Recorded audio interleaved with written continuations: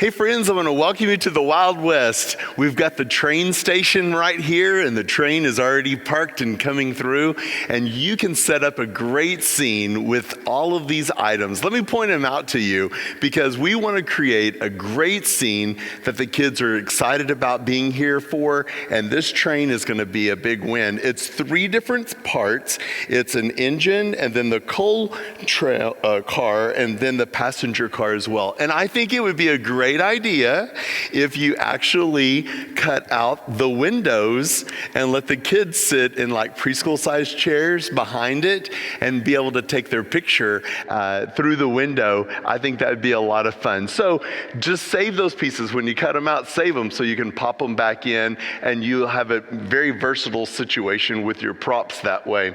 Let me tell you how I set everything up. First of all, we have these sheets. We've had these tan color sheets for a long time, and we just fold them up and reuse them, and they covered the stage floor to be the sand. And even though you don't see a ton of it, still it's nice to know this is all part of the scene. And these are just the simple sheets that you can get from Amazon or even Walmart. Wash them so they don't have little squares in them, dry them, and then you'll be able to use them over and over.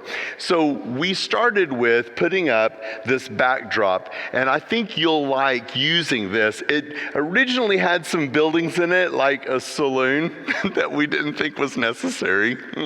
So we went ahead and added the things that we wanted to be on our scene. This scene setter is huge. I have a couple of poles on each end and across the top, and I just taped it up there. And just so that it would cover from the very bottom, we added some craft paper, like bulletin board paper on the very bottom. Even though you don't see a lot of it, we just didn't want any gaps in between.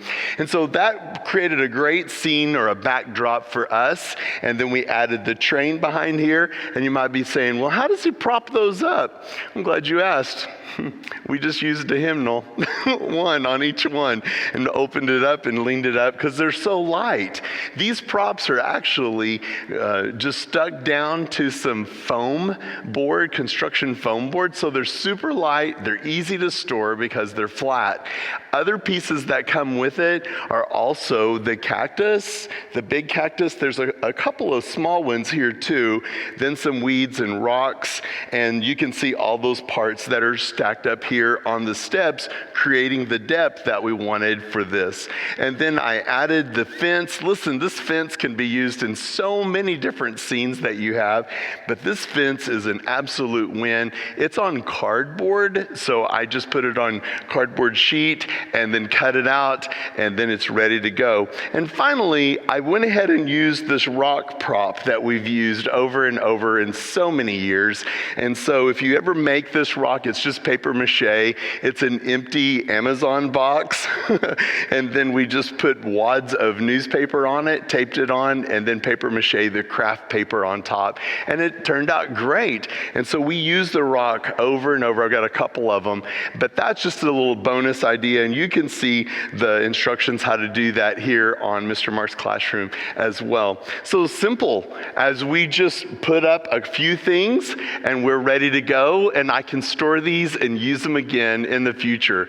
Be sure to check out our t-shirts too. We want to custom make your t-shirts for your kiddos because we want them to be all in as they have a great time at your event.